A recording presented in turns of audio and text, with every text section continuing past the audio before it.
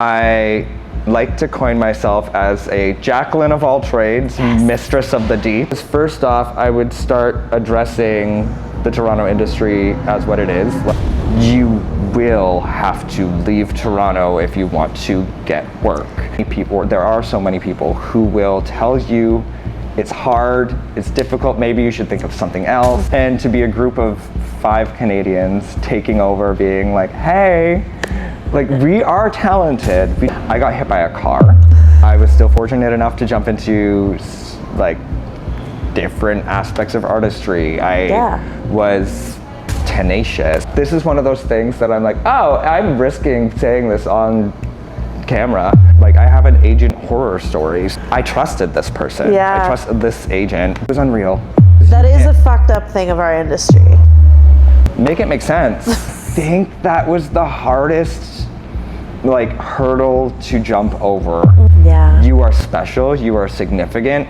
I will honestly say I'm a force to be reckoned with, and some people should beware. I'm a very ambitious person. I know this is gonna happen, so I'm gonna prepare myself for it accordingly. It's not a cult. It might be a cult. It's not a cult. I'll probably get some flack for this, but Before we get started into the interview, if you could hit that subscribe button, it would mean so much to me. It really helps out our channel, and it doesn't cost you a damn thing. Welcome to my podcast. Thank you so much for being on. Thank you so much for having me. Of course, of course. Excited to be on my debut podcast. Debut! I'm so excited. So I like to start when you, based on your training, it seems like you knew pretty early on that you wanted to be a creative. Oh gosh, yes. I started performing when I was about 7. Nice. Grade 2. Shout out to Mr. Goodfellow. That's such a cute name. I know. I was so excited to be in his class. That's adorable. But we did a performance like for our school where we did a rendition of Who Are the People in Your Neighborhood from Sesame Street, like throwback. But instead we did Who Are the People at Ferndale Woods? Oh yeah. Which is like the elementary school I went to in Barrie. Shout out. Shout out to Barrie. Bye. Come on, Simcoe County. But so I got to perform as the principal, and they were like, you're gonna have this big solo, which I still remember to this day. I won't bore you with that, but it's one of the first things that I'm like, yes. So ever since then, I like caught the bug. Yes, absolutely. Amazing. And so after school, what was your plan after like high school, after high school? What was the plan? I would say that high school, I was going through like a tricky scenario where not only coming out as queer, I was studying music and acting, as well as I was getting really into dance, and I didn't necessarily know what to do with all of that, because while Barrie was a beautiful place for me to start learning, I don't necessarily think that I had the resources available to me that said like, all right, we see that you're interested in musical theater, like here are X amount of people who can push you in that direction, which is not a bad thing. They have one. I honestly, it's one of my favorite things about my education now. It's that I don't have that traditional, you went to a post-secondary education that focused on musical theater. I had to learn all of these things separately and in its own, or as their own entities. I like that. And so it was very fascinating. I get to consistently go back and look at each one of them separately and say, all right, how can I improve my acting today? How can I improve my singing or my musicality in general? Nice. As well as dance. Wicked. So, what kind of dance? All of it. I mean, all of it, yes. It goes to say, I like to coin myself as a Jacqueline of all trades, mistress of the deep. Amazing. For me, in high school, someone made the very poor decision to tell me that I was a jack of all trades, master of none. Oh no. And, oh gosh, I will not name names, but you know who you are. You still exist. Unfortunately. Oh, she's lovely. But the thing is, that kind of sarcasm hit me real hard. And so I'm not trying to say that I've been living to prove her wrong, but at a certain point you want to be able to say, no, I'm a master Mary, of all of them. I worked so hard to be able to say I'm the top of my game in this.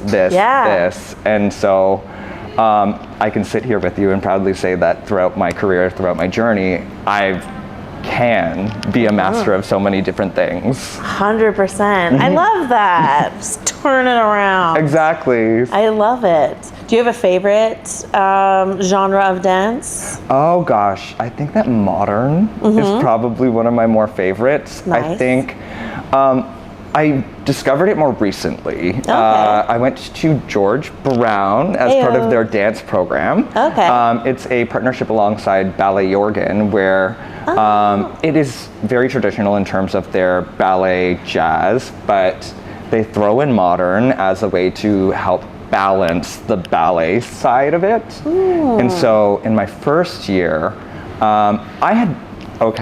small tangent, but back in 2017, I got hit by a car. What? And it wasn't a very intense, like, I didn't break any bones. I had a lot of bruising and PTSD. I was gonna say, and traumatic. Trauma. Oh God. To this day, things like, if anything comes out of the right side of my peripheries, then it's like, it's like it can take me out of it. It's happened in rehearsal once, and it was traumatic for everyone around. No. I felt so bad afterwards, but it's like, how can you deal with PTSD when you don't necessarily know what's going on? Yeah, exactly. If it was predictable. Like, I got hit by a car and it came up in rehearsal. Yeah, like, it hit hard. That's nuts. But so, in studying modern, my teacher, Kathleen Ray, love you, Kathleen. She gave me the opportunity to explore like fascia and muscle exploration. Okay. And so it released a lot of the tension that I had built up in that. And all of a sudden, the relationship that I had lost with my body when I got hit by a car was redeveloping and resurging in a newfound way. And so amazing. while I appreciate all of the different styles of dance that I've studied, I think that modern is the one that makes me feel the most grounded and rooted and human. Like, that's what's exciting. Oh, I love that. That's so cool. Because I've had a number of, there's Amanda Davis as well as Nicola Panton. Like, I've had so many stunning teachers who have taught me different elements of modern and how it just like flows through you. And so it's very interesting to then take something like modern dance and spin the elements and the emotional ties into something like musical theater, where it's how can you sing with the tenacity of modern dance, but then throw it in there. It's so wild. That is wild. I love that. That's so cool, though. It's primarily why I study musical theater. As like it's the beautiful thing about musical theater is that you have to be a champion to be able to be a superstar. Like Judy Garland, you have Fred Astaire, Ginger Rogers, and it's getting to the point where you have people like Lady Gaga, Beyonce. They're all jumping into the world of musical theater and being those triple threats that we saw in like the 20s and the 30s and the 40s, but they're more modern. I want to spin it back and say, hey, musical theater is where you have to be stunning at dance, singing, acting, and that's why I have issues stepping into places where it's like, all right, I'm going to do a singing recital or a just dancing, or I'm going to be in a strict play. Because for me, I find so much of my passion falls into the theory in musical theater, where it's, you have so many emotions while you're acting that it comes out and you start singing. And then once you get to the height of your emotions at that point, then you start dancing.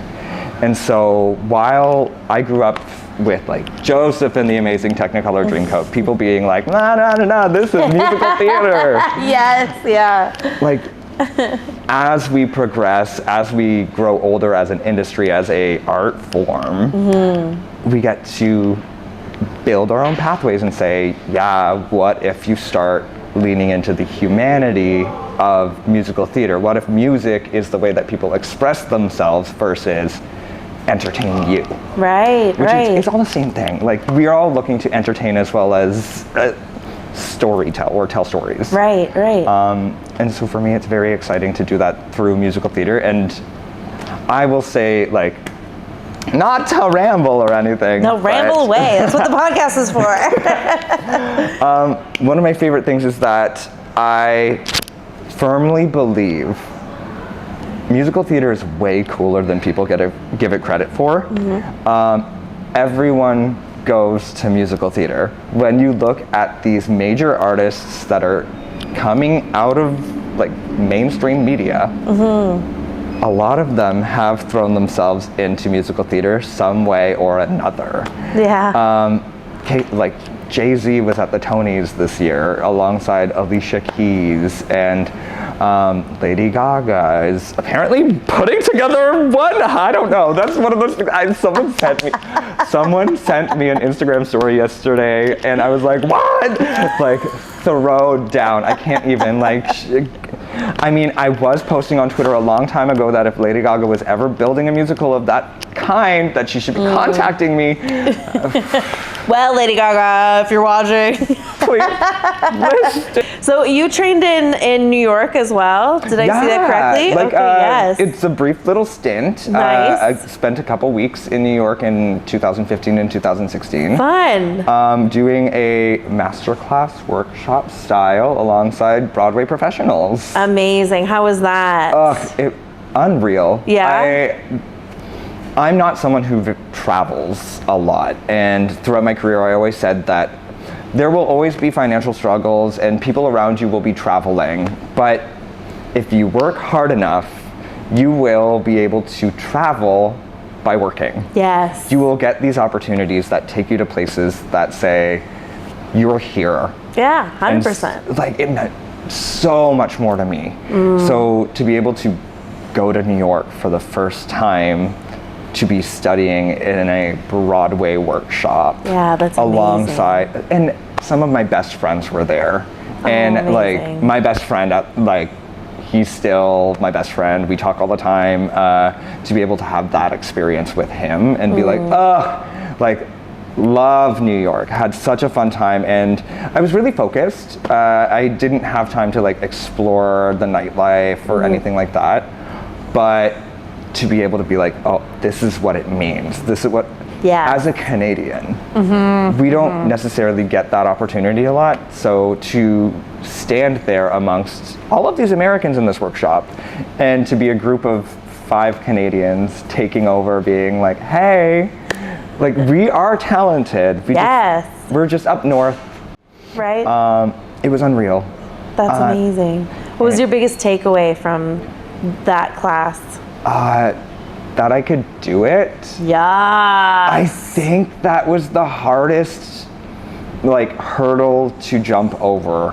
Is in this world, when you are creative, there are so many people who will tell you it's hard, it's difficult, maybe you should think of something else. It's only 1% gets there. Get into teaching. Yeah. Like, there's always a 9 to 5 to fall back on. And I'm very fortunate that part of my performing leans itself into designing. So I get to enter a whole different aspect of the performance design aspect. Like, wow. I get to explore a whole new aspect of design, and I take that into my performance. I get to be a performer that people get to want to work with, not so much like, oh, this is a big name. It's like, oh wait, they were really nice. I would work with them again, because getting up in the morning, it's nice to think about seeing them. Like, I've worked with those actors. Those actors mean the most to me. And like I think about Laura Whalen. I will name drop her because like name drop a away. Beautiful opera diva. But I was working on a show, La Boheme, one of the first shows that as a professional production, I got to be on stage and backstage at the same time. Nice. So I was doing makeup for all of the ensemble, and then in the second act, they're like, "We're gonna throw you on stage!" So fun. So it was wild, and I was really excited. I got to perform as a supernumerary, so it's like an extra in an opera. Okay. So you don't sing, you just get to be a body. And that's okay. I'd take it. Exactly. So my best friend who went to New York with me, I will say Jeremy. Hi, Jeremy. Hi, Jeremy. Hi, girl. He and I got to perform as like, the whole production was in on it. They're like, we're gonna make you the twins. They put us in matching wigs, and we don't look anything alike. That's hilarious. Same costume, same wig, and it was just a running gag throughout the entire show, or like the entire act. And this diva, she like, the first time I was like, oh my God, it's an opera diva. I don't know how I'm gonna react. I don't know. She's gonna touch me. What if I do this wrong? Like, are they gonna yell at me? Like, I know. All of the preconceived notions of working with a like prima donna. Yes. But she blew me out of the water. She was not like that at all. She was fun, campy, like a real like person's person. Yes. Someone who's like, at the end of it, I remember her saying like, you need to come visit me. Aww. And it was wild because so sweet. She'd been in the industry for such a long time, and so to be an emerging artist back in Ottawa where people are like, you don't get this opportunity a lot. It's like, yeah, you don't. And you sit there and you're like, I'm always fantastic. I feel like, how are you doing? I'm always fantastic, because you are. You're always fantastic in that environment. I love that. It's so true. It's so funny seeing people like on set or at rehearsal that are complaining, and you're like, shut the fuck up. Oh gosh, no, it's one of my biggest pet peeves, because I'm a performer, I've studied, I do the things, and so I work behind the scenes as well. I get to work on major touring productions, and so this is my one little thing that I will say. It's like, to be a Canadian person where the industry is, it's difficult for a Canadian artist to jump into an industry like musical theater, Broadway tours, like Broadway across Canada. Yeah. To hear someone on stage, even remote, or someone who's going on stage, remotely sit there and be, oh, I wish someone else could do this role today. Oh, I wish someone else was doing this. Oh, I'm so tired, I'm so exhausted. No. Remember, like, day one of acting school, when they told you, this is hard, if everyone can do it, they would. Yeah. You are special, you are significant, and it's not only a privilege to be able to be a storyteller in that fashion, you can tell when someone is not in it, when you are just earning the paycheck. Yeah. It's horrifying, especially when it comes to like major shows, and you're like, and I won't say anything beyond that, but it's like, when you hear the smallest complaint, and like everyone deserves their time to be like, oh, this is hard, because it is hard. Yeah. But the second you start asking, can someone else do it? If I could, I would. Yeah. Like, 100%. Do you want to go home for the day? There I will. Are literally thousands of people that would take your spot right Exactly. now. I think I remember listening to one podcast specifically where it's like, it's a fine line between graciousness and like privilege. Because as a person, you don't want to see someone like crying on the side of the stage, Yes. being like, oh my God, I'm so happy. We are here. Oh my God, this is what's happening. Like, it's like, get a grip. Like, yeah. good for you. Like, there are other struggles that people are going through. Like, and we aren't like diminishing anyone's successes. I think that we are so here for everyone's successes. Oh, absolutely. But crying at the side of the stage, that's so judgy. That's so judgy. As an emotional being, I am a Cancer moon. You might catch me crying at the side of the stage. I am the first person to be crying, saying like, I am here. So I guess that gives me permission to say that. That's right. Exactly. You have 5 minutes of doing that and then you're done. Exactly. You get to cry saying like, oh my God, I got the role. Exactly, right? Oh my God, yeah, every time. Every time. You're like, just trembling mess.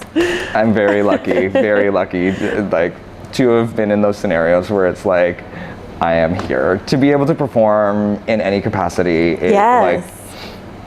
it's very exciting. Very, like, give me any audience member. Right. Like, when I'm hosting my bingos, I host a bottoms up bingo. I was gonna say, tell everyone now. I host Bottoms Up Bingo at Pegasus on Church Street on Tuesdays every week, almost every week. I think I've missed one or two. 8:30 to 11:30, and it's bar nights. It's like, it's drag, it's Toronto. When you have a weekly, honestly, there are ups and downs. That is so fun. And when did you start drag? Oh, I started doing drag at 2012? Okay, nice. 2013. It's been 12 years. It's been a minute. 12 years. Fantastic. I got cast as Angel Dumont Chouinard in Rent. Yes. Which, as a white person, is quite controversial. However, my mother is from Barbados, so I am blessed with the jerk seasoning of some sort. So that's how I took that role. It's Ottawa. It was a university production. To be able to perform as a drag queen and learn about things that it was the time when I realized that all of the artistry, all of the creative outlets that I had been jumping into, like makeup, hair, wardrobe, acting, singing, dancing, it all jumps into that one thing. And so that's why that's true. I hold musical theater performers here. I hold drag performers here. Nice. Like, there's this ongoing joke that you have these US RuPaul's Drag Race queens who are weaponizing their BFAs, like, which is totally like the girls who couldn't make it in musical theater, so they are really trying hard to get into drag. So funny. It's wild. See, I think about when people ask for self-tapes and whatever, you now have to be like the director and editor and where it's like the same thing with drag. Is like you have to, like, you make the performances, you figure out what you're wearing, your hair and your makeup and everything. So yeah, it is just like you are every role. You have to be the top of your game. And so that's why I say, like, weaponize your BFA. It costs a lot of money. You're not making a lot of money from shit's expensive. From what you studied. It's like, do everything or anything and everything. And that's specifically what I'm trying to do. It sounds like a perfect thing for somebody who's good at multiple things. You know what I mean? Like yourself. Like, if you're just good at one thing, then do that one thing. But for somebody, like, there are jobs that are good for people who are excellent at multiple things. And drag, acting, the musical theater specifically. When did you come back to Toronto? 5 years ago. Okay. So, right. You were saying before we started rolling that it was like right before COVID. Yeah. That's nuts. June 2019, my partner and I finally get the nerve to move to Toronto. It's very interesting because I like to think that any other person probably would have been like, oh, this is a sign, I guess. But Once I moved to Toronto, a couple weeks in, I landed a role in the production of Rocky Horror at Hart House. I was very lucky, very fortunate. Nice. And so through that, I started to get involved in more shows. As of January, I started working on my first professional show in Toronto, where I worked as wardrobe mistress supervisor for Carolina Change at the musical stage at the Winter Gardens. Nice. So it was all starting to happen. I was being shipped out to Drayton to work on Kinky Boots as a costumer there. Love. And then the panorama hit and all of a sudden, like, we're in lockdown. I'm sitting there seething because I'm like, I felt like my career was finally like bursting out the gates. I was Balls like, this is rolling. I feel like I'm part of it, like on the pulse of musical theater in Toronto, and then complete shutdown. But I was still fortunate enough to jump into like different aspects of artistry. I was tenacious. I didn't want to take COVID as a no. I think that was the hardest thing, is like, oh yeah, this is what we moved to Toronto for.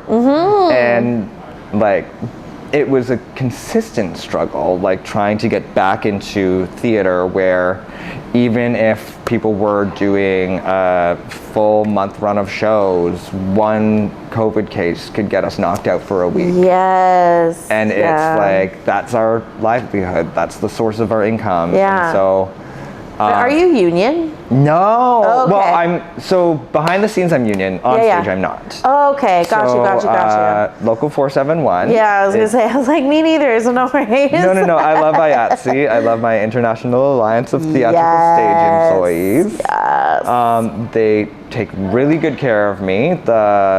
The local I'm a part of is probably one of the #1 locals of the union. Nice. We've fought really hard, and Ottawa is a very political community, and so you naturally see that people get so passionate about the politics of the industry. Yeah. And so, for example, Ottawa was one of the first unions to amalgamate hair, wardrobe, and makeup. Or like, not amalgamate, but like differentiate from the amalgamation. So recognizing them as their own separate unions. Nice. Where there are parts of Toronto that still see them It's as all as one. All as one. Oh, Or it's wardrobe, hair, and makeup. Where it's like, we know the difference. We know that, like, it's two separate departments, and it's wild that, but that's why I'm here. That's right. My goal is to bring aspects of what I've learned in Ottawa, the things about community and the politics and the professionalism, and take it to Toronto, bring it to Toronto. And that's not me being like, oh, I'm like higher than thou, I know things. It's like, I'm here, I'm working. Yeah. I'm now 5 years into developing myself as an artist, as a entity in Toronto. And so I will honestly say I'm a force to be reckoned with, and some people should beware, because I think that a change is coming, and it's a beautiful change. Yes. How would you like to see change happen? If you could just like snap your fingers and things changed in this industry, how would you like to see the change? Okay, so that's a tough question, because it's like a twofer. Because first off, I would start addressing the Toronto industry as what it is. Like, it's the entertainment district. New York has Broadway, the UK has West End, and Toronto has the entertainment district. We need to be coining it, we need to be identifying it, so that when we are producing things, we are not producing things Broadway North or West End West, the West End. The West End. It's like, it's the entertainment district, and it takes over. I mean, Toronto is a force to be reckoned with when it comes to entertainment. That's why they come here. Yeah. It's like, you see it in film and you see it in theater. It's like, these are American-dominated industries, and it's not a problem. It's just, I would love to see a little bit more like Canadian independence and Toronto independence. I think that, and I say this with a grain of salt, but oftentimes, if you are a artist living in Toronto, you will have to leave Toronto if you want to get work in musical theater, in standard theater. Yeah. Whereas they will pull people who live outside of Toronto to be performing in Toronto. And that's not the consistent case. It's just when you start looking at the casts of the professionals, of like, when you start looking at whose money your ticket money is going into. Yeah. Is it someone who lives in Toronto, or is it someone who comes from outside of Toronto? Right. And for me, it goes back to trying to build an industry, build a community, build all of these things that say, come to Toronto, because when I lived in Ottawa, that's why I came here. Yeah. It's because I couldn't do this in Ottawa. I didn't want to come to Toronto and find out that I can't do it in Toronto. Yeah. And so for me, I want to force my way into it and start.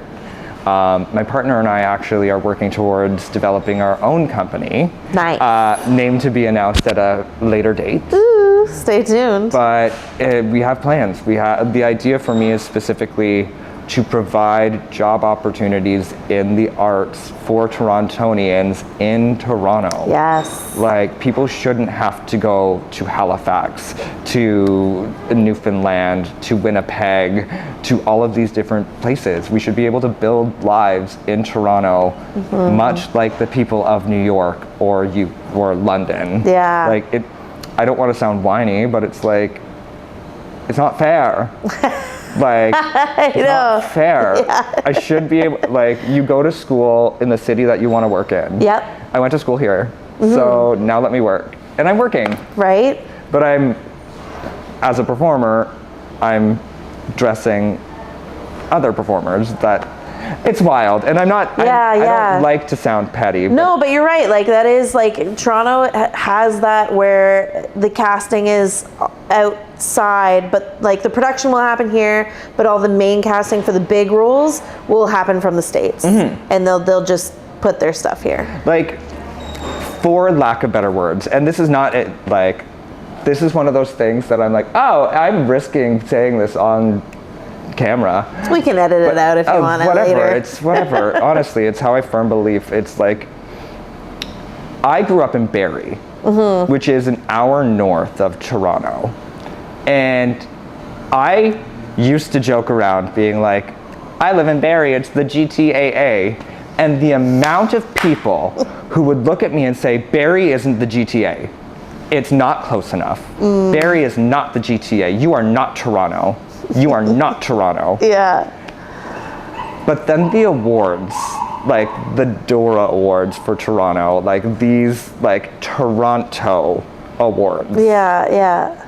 All of a sudden, these Toronto artists are competing with people from Stratford, which is 2 hours away. So as a Barrie person, being conditioned to believe that an hour away is not Toronto, but then you're competing with people who are 2 hours away for the same awards, make it make sense. Right. Like, it's an industry where it's confusing, it's convoluted, and I hate to sound so negative in this regard, because I love the entertainment industry so much. It's why I get so involved in doing all of these different aspects, because I don't want someone to look at me and say, you don't know. And I'm like, well, yeah, I do. I've spent time, I've worked behind the scenes, I've worked with these people, and I think one of the biggest issues was I had an argument with a friend a couple years back, because we were talking about the concept of casting a professional trans performer in a trans role. And their argument was, oh, well, we're not getting the people auditioning, we're not getting this people. And my immediate response was, where's the outreach? Where are you going to find, like, if your collection of people does not have the resource, like, if you don't have a collection of people that are saying, like, we are welcome, you are welcome, we are looking for people who perform as trans performers. Yeah. it's one of my biggest pet peeves is seeing an opportunity for an artist, like a marginalized artist, a creative that doesn't get an opportunity like that. And the rationale behind it is, oh, we couldn't find the performers. We couldn't audition. That's a lie. Right. There's too many performers in Toronto. Like, there are too many performers in Toronto looking to get on that stage for you to sit there and say, we couldn't find one. Yeah. Okay.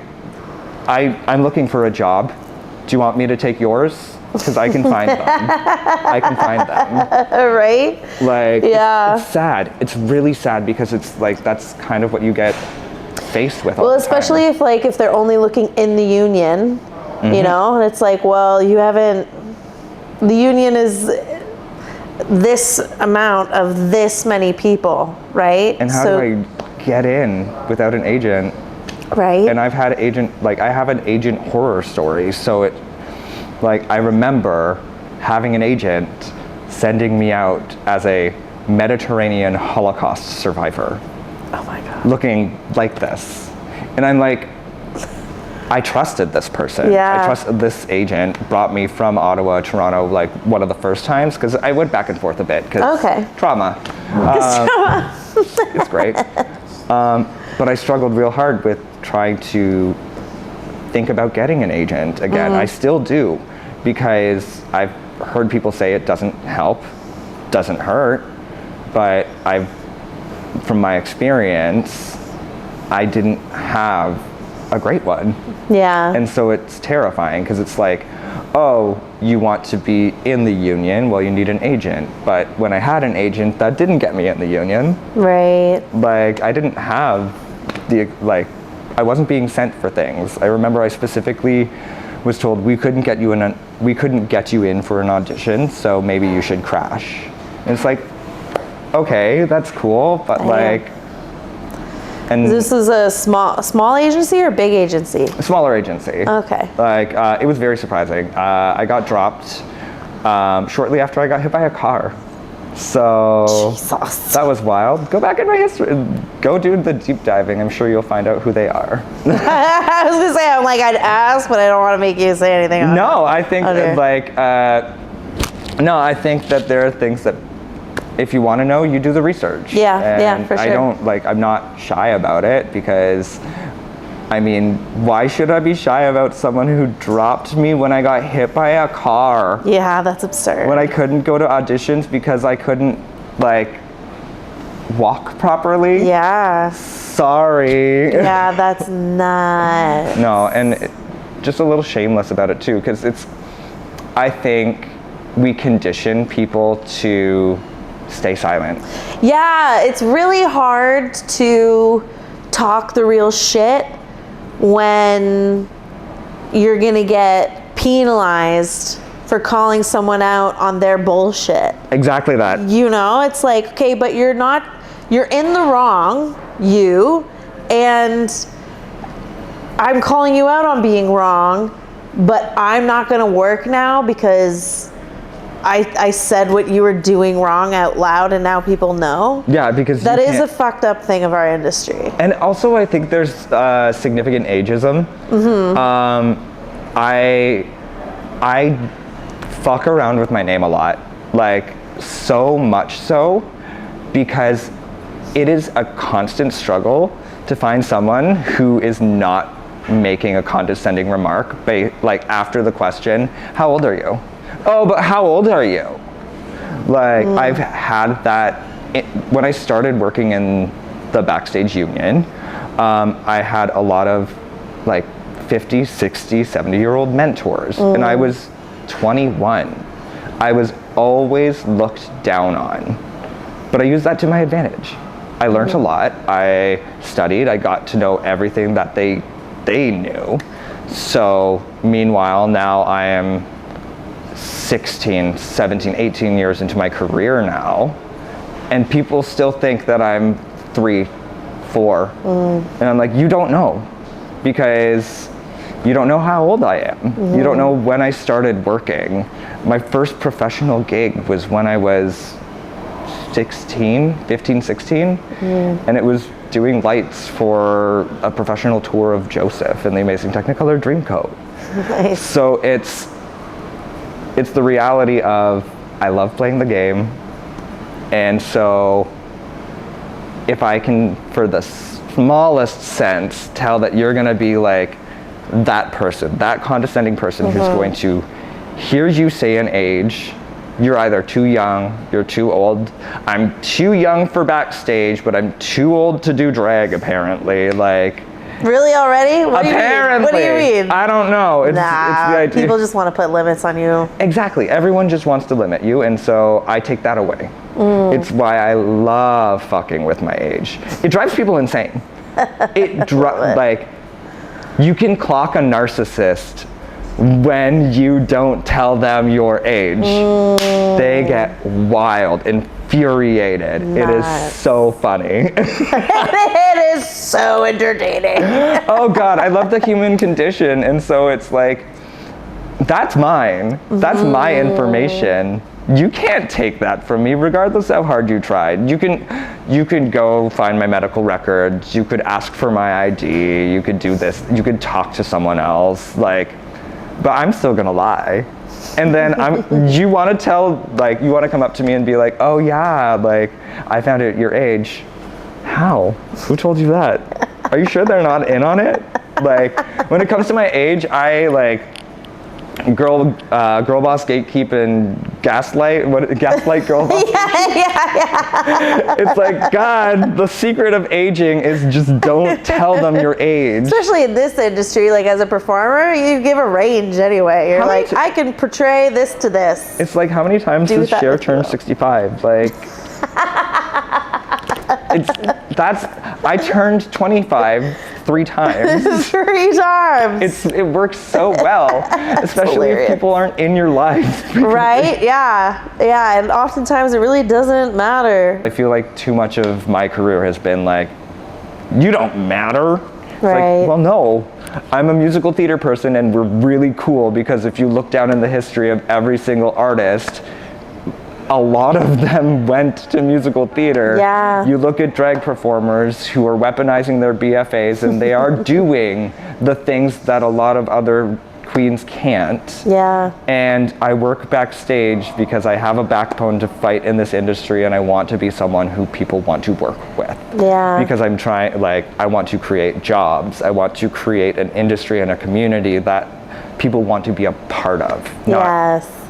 hide from. Like, there are so many people hiding from the Toronto entertainment industry that, oh gosh, you have all the live performances that you can attend, but you want to see them on bigger stages. You want to see them, like, I'm so in love with the artistry of Toronto that it feels like a disservice when we don't get to see them on main stages, when the entirety of the summer roster is American tours and not Canadian. You have a show going on right now, right? Yes. Tell me about it. I am very fortunate to have been cast as Joy in Not a Cult. It's not a cult. It might be a cult. It's not a cult. Maybe, who knows? You'll have to see. Do you feel like joining? Am I convincing you to join? Exactly that. I'm apparently I am just a very effervescent character, a former gymnast. Amazing. Which is, I didn't know that I could do gymnastics. I found out in the audition that I could spring it up on. I was like, wow, great. It's so close to dance. Exactly that. All you have to do is get upside down and people are like, wow. You did it. No, I'm very fortunate. It's a show written by Melly McGrath, Caitlin Turner, as well as musical direction and coordination by Quentin Naughton. Amazing. A beautiful trio. I worked with them on Love You to Death back in 2023. Wicked. Last fall, and so to be able to jump into another fall with them is fun. Very exciting. That's amazing. It's a very interesting fall that I'm jumping into where I do have a regular gig where I am performing on the weekly, but as a theatrical performer, I haven't been on stage in that aspect in a year. So I finally get to jump back into that while I'm also designing a show for a TYT theater at Witchwood. Okay. I'm costume designer for Curious George and the Golden Meatball. Fun. It is wild. The correlation between 4 to 5-year-old toddler style and drunk adults, it's so similar. They really love flashy, sparkly costumes, vibrant colors, loud noises, themes that change every like 10 minutes so that you don't have to pay too much attention. That's hilarious. I love it, and so I get to bring that into it as well. And I might be getting the itch to jump back on reality TV. Ooh. Like, why not? Why not? Which one? Which one are you gonna jump back onto? So you were on Sown, right? Okay, so I was on So Fierce. So Fierce. Okay, yes. The Out TV program, So Fierce. So Fierce. I was on its inaugural season. Ayo. It was wild to be one of 8 designers chosen from across North America to say, hey, we design drag. Right? Again, you are the elite. You are doing things that it's all encompassing theatricality. In theater, we call it a quick change. In drag, you call it a reveal. It's very fascinating. Nice. And so I just had such a great experience on set there that, and it helped me understand that reality TV is its own branch of acting and performance. And everyone's like, oh, you don't have to do much to get on reality TV. And I'm like, oh, but honey. I don't know, people use it, but very strategically. It's in my opinion, you have to, it's all about character development and storylines and how you have to be a smart actor, a smart performer on reality TV. Because they're not going to tell you what they want. They're not going to tell you who you are. Right. You have to figure that out for yourself. It took me 2 seconds to realize who I was on that set. Yeah? Oh yeah. Oh, I was the effervescent, flamboyant drag queen. We're one of them. But I was crying. I was like, they wanted someone who was going to be at 100, and so I was. Love. It was really exciting. What is the new reality show that you want to be on? You were getting the itch for it. Oh, okay. Well, God, subliminal messaging. I want to be on Drag Race. I think that's ultimately one of the big things. Yes. Obviously, everyone wants to be on the show. I think that good show to be on. It's like one of those like. If someone sits there and says that they don't want to be on a show that... It's like saying, I don't want an Oscar. It's...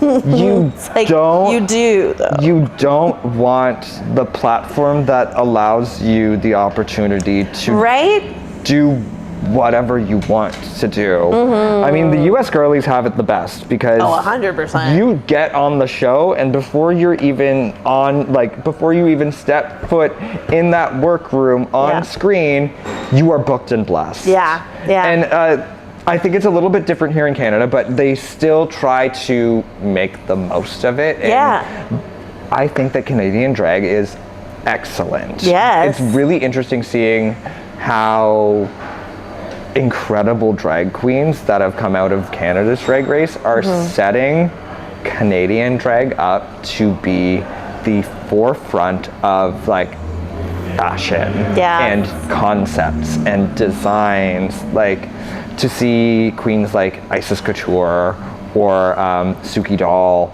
as well as Pythia like really at the forefront of Canadian fashion and design when it comes to drag. I think that when people start getting wind of that aspect of it and then throwing, like, I'm a designer, I get to do that. I get to study what they throw on screen and then run with it. See what trends are coming up and take my own interpretations, do my own stories through fashion. And so obviously I want to go on a show like Canada's Drag Race where if the opportunity is there and it presents itself, you do everything that you can. 100%. Everything that you can to like 100%. hit the ground running with that as much as you can. And I think that even just knowing that that's on my roster, or knowing that I will one day win that show, like clock it. You heard it here first. No, knowing that one day I will win the title of queen of one of the franchises. I'm not gonna say specific, like I will not limit myself to we one. don't need to specify. No, but I look at myself and I'm like, I know this is gonna happen, so I'm gonna prepare myself for it accordingly. I'm gonna study film and design and performance, and maybe I am shooting myself in the foot by becoming a well-rounded performer, but when I look at who is my inspiration for drag specifically, I look at RuPaul and the fact that she does everything, has done everything. I want to be the person who is next in line to change the world in a way that RuPaul's Drag Race has. Like, oh my God, could you imagine? And those are my ambitions. I'm a very ambitious person. I understand that all things come in time, and when it's the old adage, when it's your time, it's your time.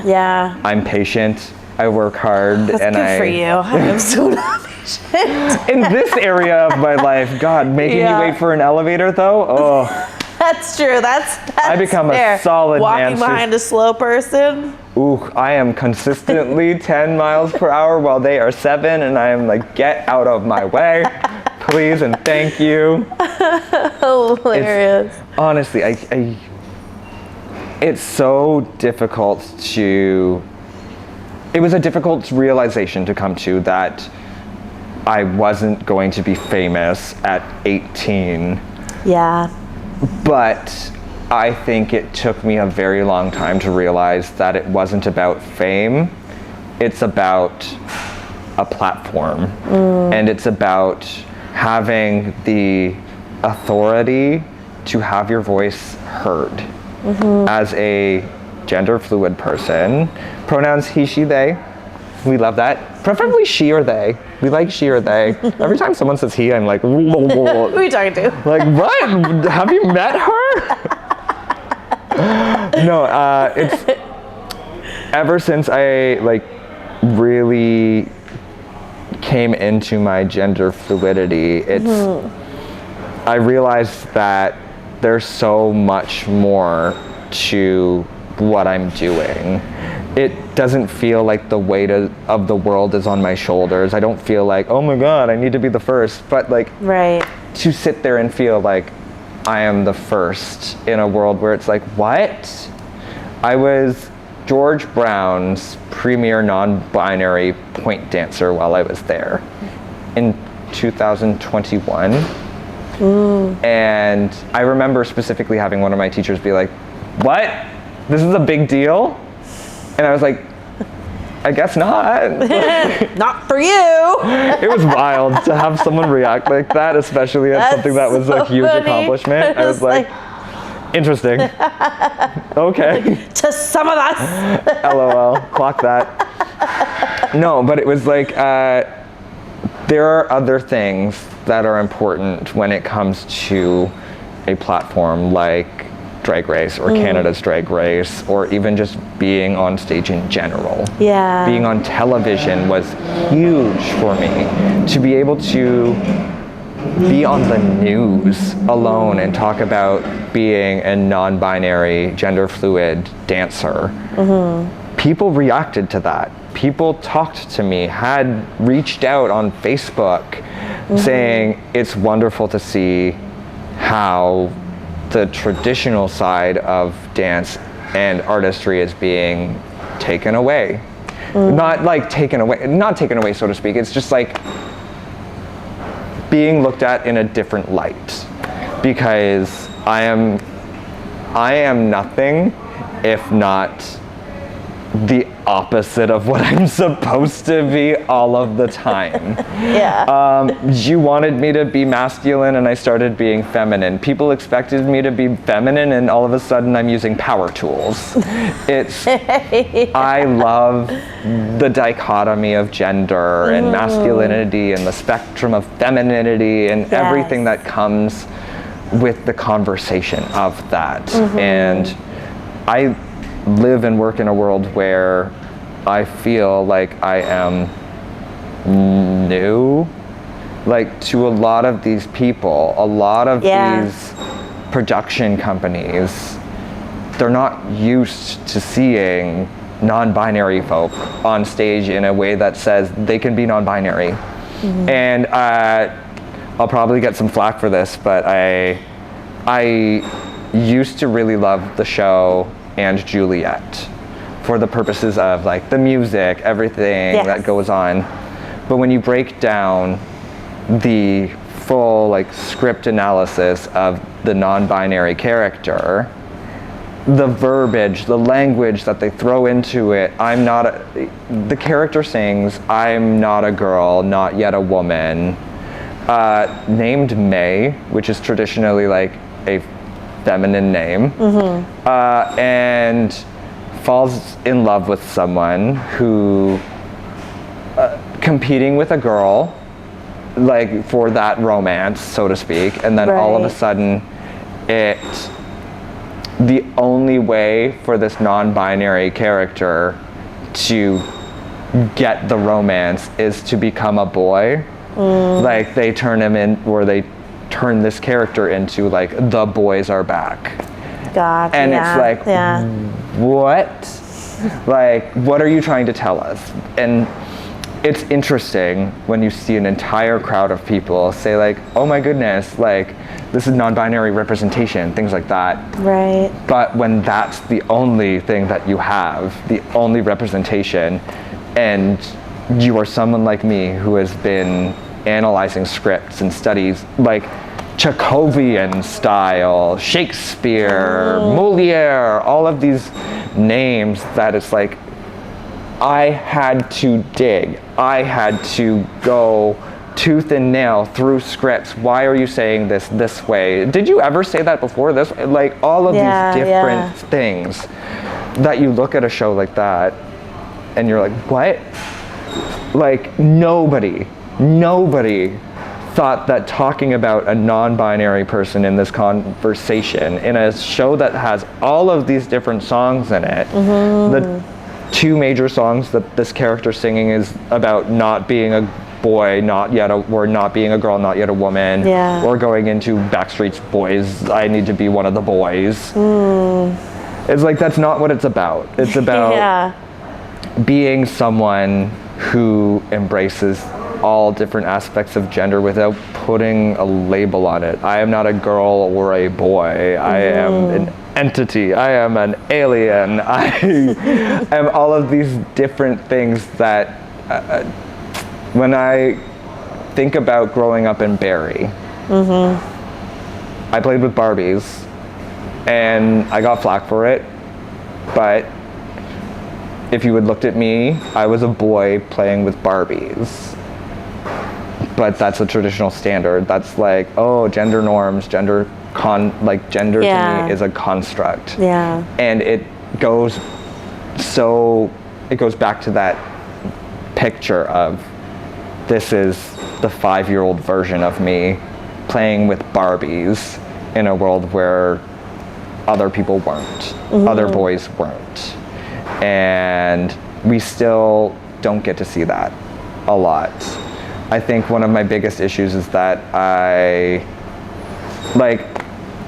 when there are stories that pertain to trans, non-binary, or fluid conversations, and they aren't given the grace of a performer that understands that element, people will turn around and say, oh, it's acting, let them be an actor. And it's like, I don't want to sit there throughout an entire show and think, are they playing gay enough? Are they playing straight enough? Are they doing this?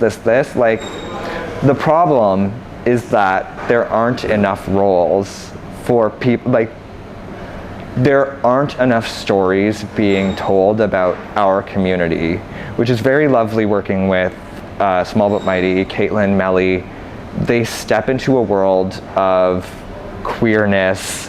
While it can have caricatures at times, I love it. I love it. You get the good with the bad, and that's not the bad. Like, I'm gonna get fired. I'm gonna get fired. No, not at all. No, it's the idea that we are in a time where we get to explore all of these different relationships and conversations that happen with a queer culture, a queer family, and I don't want straight people telling it. Sorry. It's like, I want queer people telling queer stories, because how are we as an industry, as a community, as a population, even going to begin to understand what people are going through? What do you find is the hardest part of the acting journey? I would say that it's finding space. I think that it is competitive by nature, and so I think we've realized that it's competitive by nature now. I think that trying to create your own opportunities is one of the biggest hurdles that you have to get over. Right. Because you want to be the one who's catered to. You want to be able to just be the actor. I got shot down from that cloud real fast. I had to do everything.